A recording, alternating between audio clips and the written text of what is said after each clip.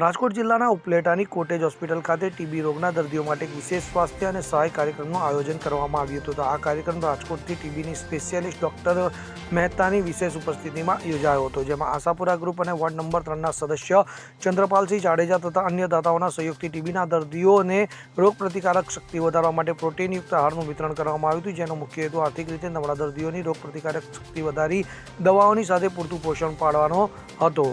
હોસ્પિટલના superintendent doctor ખ્યાતિ ગરેજાના માર્ગદર્શન હેઠળ દર્દીઓનું સઘન મેડિકલ ચેકઅપ કરવામાં આવ્યું હતું. તો સાથે જ સામાજિક આગેવાનોએ દર્દીઓને પ્રોત્સાહિત કર્યા હતા અને જાહેર જનતાને ટીબીના લક્ષણો જણાય તો ગભરાયા વિના વહેલું નિદાન કરવાની તથા નિયમિત સારવાર લેવાની અપીલ કરી હતી.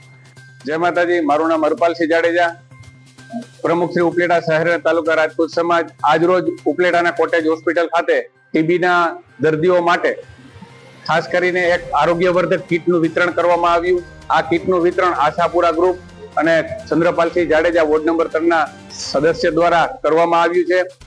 આ દર્દીઓ ટીબી સામે લડતા યોદ્ધાઓ એવું હું એમને કહીશ, અને આ યોદ્ધાઓ ખરેખર નિયમિત ખોરાક લે તેમજ સમયસર દવાઓ લે અને જે ડોક્ટરે એમને સલાહ સૂચન કે જે સૂચન કર્યું છે તે મુજબ તે પોતે હાલે તો ખરેખર તે ટીબી મુક્ત થઈ શકે છે.